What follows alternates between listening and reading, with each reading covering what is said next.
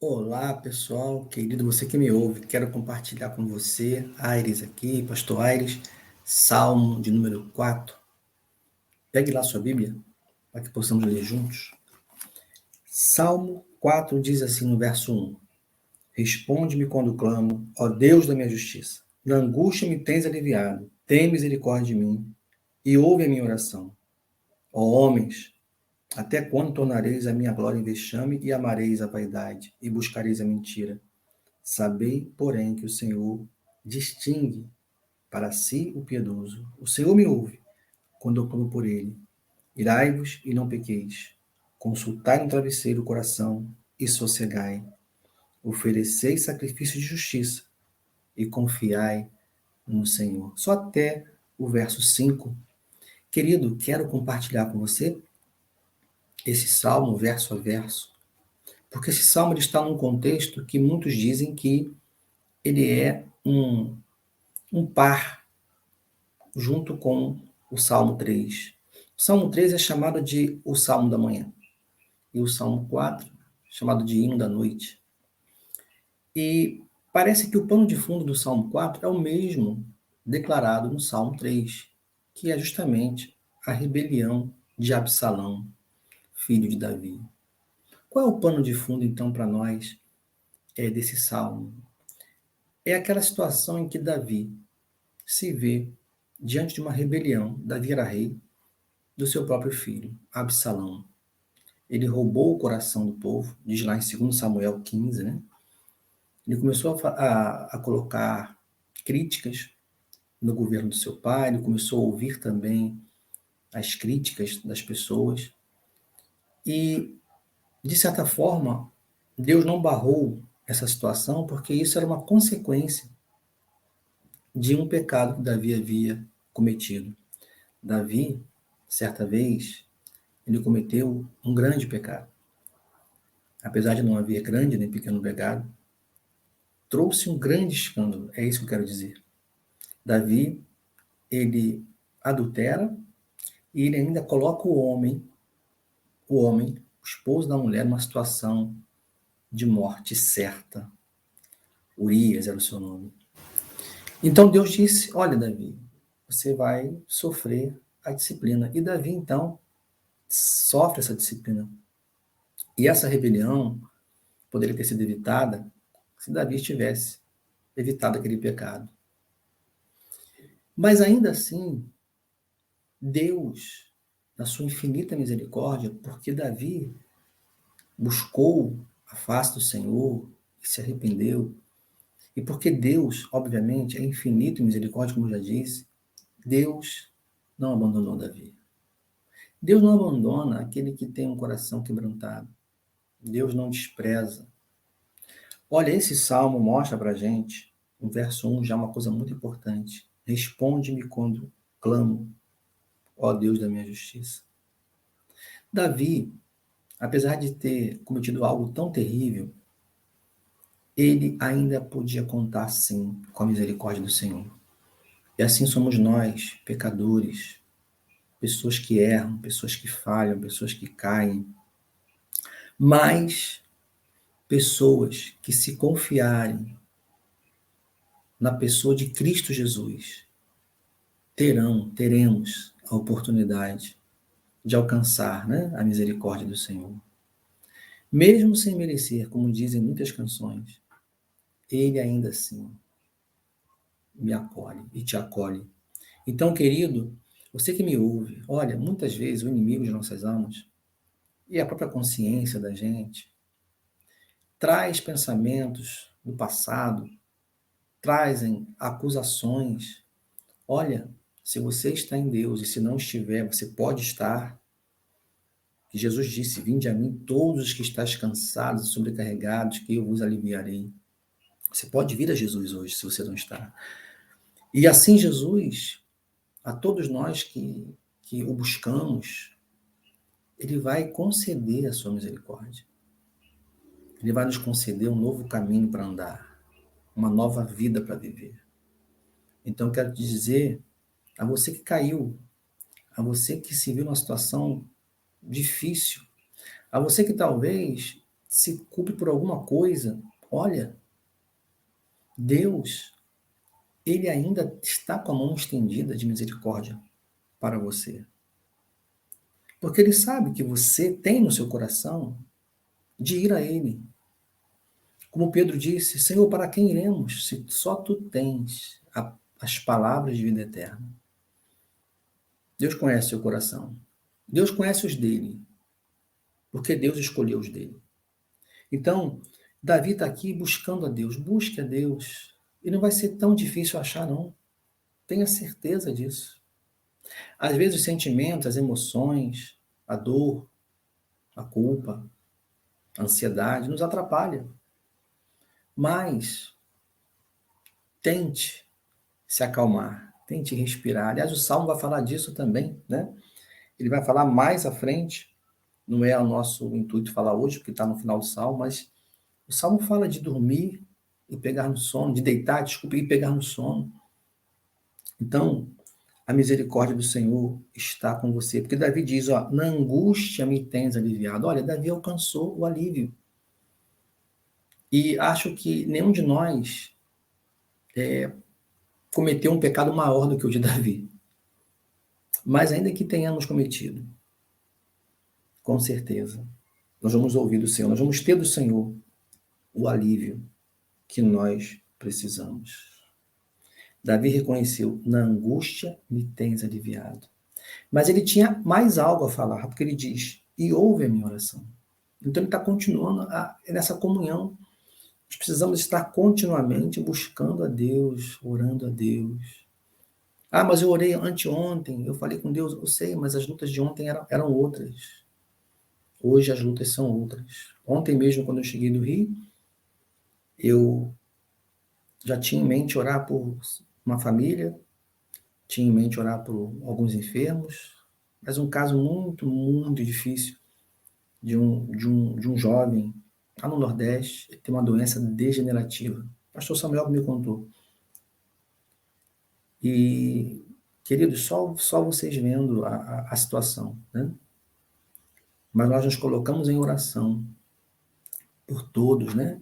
Que conhecemos, que sabemos, que necessitam, porque o Senhor é aquele que alivia na angústia os seus.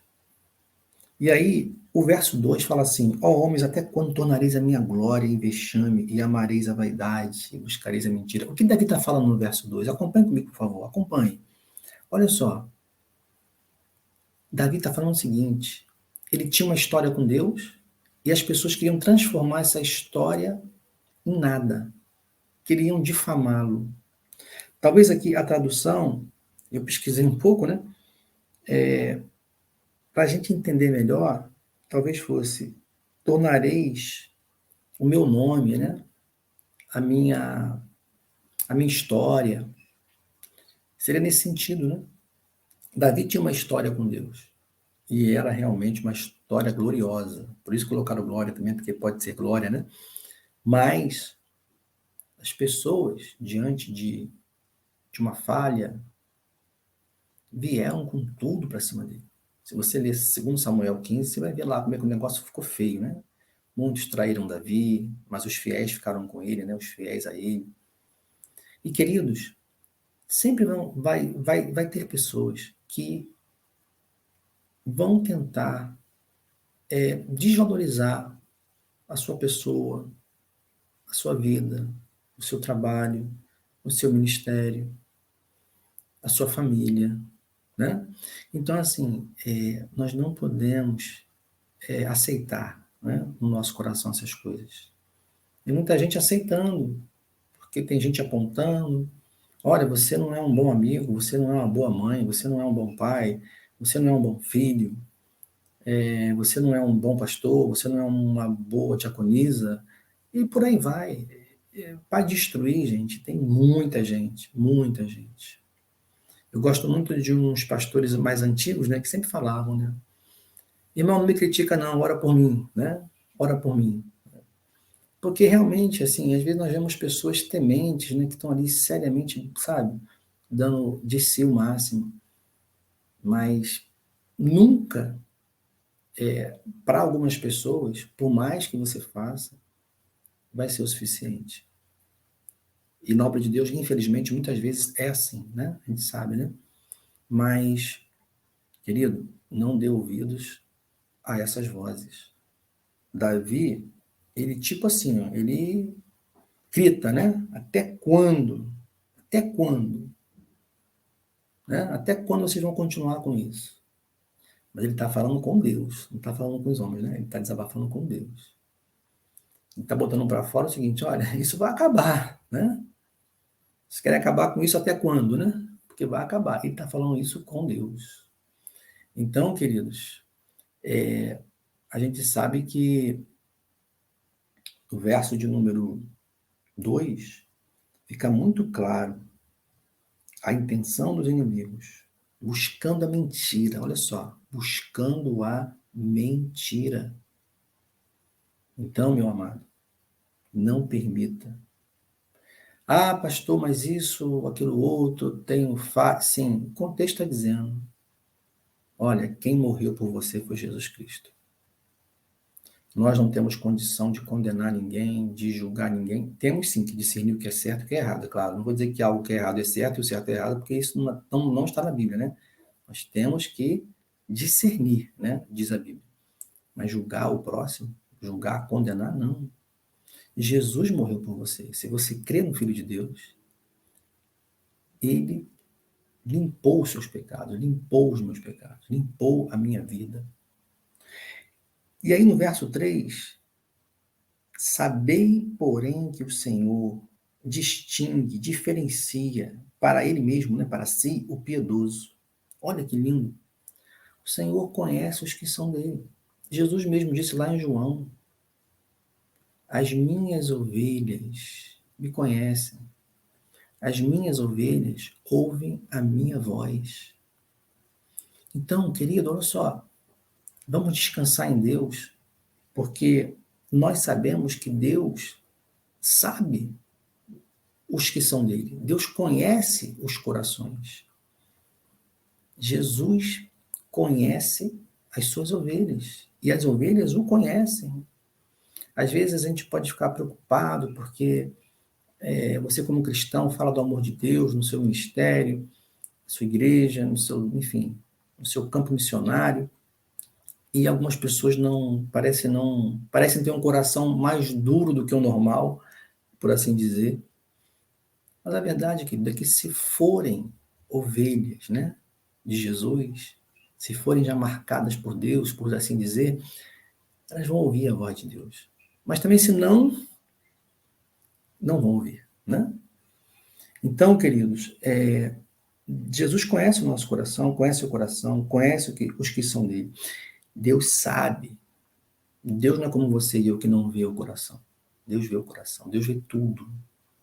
Né? Deus criou as galáxias, o universo, mas também criou a formiga, criou seres pequenos, né? Microscópios. E esse Deus, nada passa despercebido, nada está oculto aos seus olhos. E aí, pensando nisso, né? Eu lembro das vezes, né? Em que Jesus mesmo, ele exercia seu ministério e de repente ele se retirava. Em algumas passagens nós ouvimos, né, o próprio texto, né, os evangelistas dizerem que ele conhecia o que era o coração do homem, que estavam atrás dele apenas pelo pão, lembra? Pelos milagres.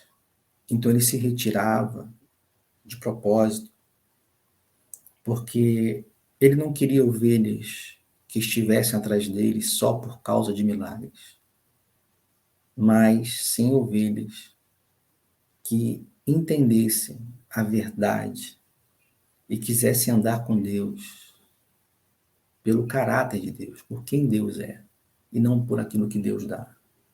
Repara depois lá quantas vezes ele se retira, porque ele sabia do interesse, né, do ser humano. Não sejamos assim, querido. Não sejamos assim, querida.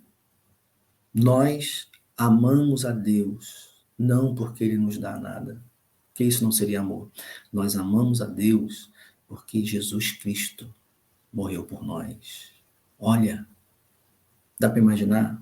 Sem Cristo, ao fechar os olhos para esse mundo, todos nós iríamos para o inferno. Diz a Bíblia, não sou eu. Mas com Cristo, olha só, ele desceu do céu, se fez homem para viver a nossa vida e morrer a morte que era para nós. Ele foi cuspido, torturado, ele foi humilhado, ele foi pregado no madeiro para levar a nossa culpa. Mas como assim, pastor? Que tanta coisa? Para que tanta coisa? Não, o pecado é um negócio horrível. Para nós talvez não seja, porque nós somos pecadores. Mas pensa numa coisa que você não gosta, que você acha isso é horrível. Deus vê o pecado, todos eles, dessa mesma forma, como algo horrível. Às vezes nós vemos a nossa indignação contra alguma notícia no jornal, né, de uma violência, a gente fica indignado. Só que Deus fica indignado com todos os pecados. Então, ele, por ser um Deus justo, ele precisava punir o pecado. Então, Deus se fez homem na pessoa do Filho Jesus e veio morrer a nossa morte. Aquele que crê tem a vida eterna. Aquele que não crê já está julgado, diz a palavra do Senhor. Então, se você crê, olha, querido, que maravilha. Que maravilha. Você está com ele porque você o ama, não por aquilo que ele dá. Claro que ele conhece as suas necessidades. É claro que devemos clamar pelas nossas dificuldades, pelos nossos irmãos queridos, até pelos inimigos. Né? Há muitas razões para a gente pedir. Ah, mas a essência de estar com ele, a essência que você tem quanto à relação com seus filhos, por exemplo. Você que me ouve. É o amor, né? Não é o que eles podem te dar ou você dar a eles. Você quer que seus filhos te amem. E assim é Deus. Por isso que Deus é amor, diz a Bíblia. E aquele que não ama não conhece a Deus. Então, seguindo aqui, para não ficar muito longo, olha só, querido. O Senhor me ouve quando eu clamo por ele. Davi, então, tem essa percepção, sabe? O Senhor me ouve. É tão legal, né? Mas quantas vezes você já orou? Não sei se sou só eu, né? A gente está tão ansioso, tão preocupado com alguém, com alguma situação. Como pastor, tem muitas situações para você ficar preocupado, né? E a gente tem que ir para Deus mesmo, né? Quanto aos nossos irmãos. E às vezes a ansiedade, né, a preocupação atrapalha de a gente ouvir a voz de Deus. A gente ouvir aquele verso que diz: aquietai-vos e saber que eu sou Deus. Por isso que nós precisamos, em algumas situações, repetir a nossa oração, né? Ah, mas pastor, repetir está errado. Não, depende. Se é uma repetição genuína, eu devo repetir. Jesus repetiu, né, frases enquanto orava. O que a Bíblia condena é a repetição vã, robótica, né, que não está no coração. Mas se eu estou preocupado, eu posso dizer 10 vezes no dia: Senhor, lembra-te de mim. E aí eu falei isso 10 horas, depois eu falo isso 10h30, falo isso 11 horas. E Deus, com certeza, não vai me recriminar por isso, porque eu estou desabafando com Deus, estou chorando, estou pedindo, né? Não se trata de achar também que eu estou repetindo, então assim Deus vai atender. Não, também não é isso. É relacionamento. Quantas vezes nós com um amigo, com uma pessoa, a gente faz parecido, a gente repete os assuntos, né? Porque a gente está ali conversando, desabafando. E Deus é assim, né? Deus é assim. Então, querido, aqui a gente vê então que Deus ouve. E essa paz Davi sentiu. Ele afirma: ele me ouve. Tão gostoso quando você está orando e você recebe de Deus essa paz, né? E aí você percebe, não, Deus acolheu. Não é que ele não tivesse acolhido antes, mas é que você foi tocado para perceber que ele já acolheu. Maravilhoso o nosso Deus, né? Que o Senhor te abençoe e que ele acolha a tua oração e que você perceba que ele está acolhendo a sua oração. Amém? Em nome de Jesus. O que tem te preocupado aí, olha, Deus te abençoe. Deus te dê o livramento. Deus te dê a força que você precisa. Deus levante pessoas para te ajudar. Deus derrame a cura que você ou esse alguém por quem você tem orado precisa.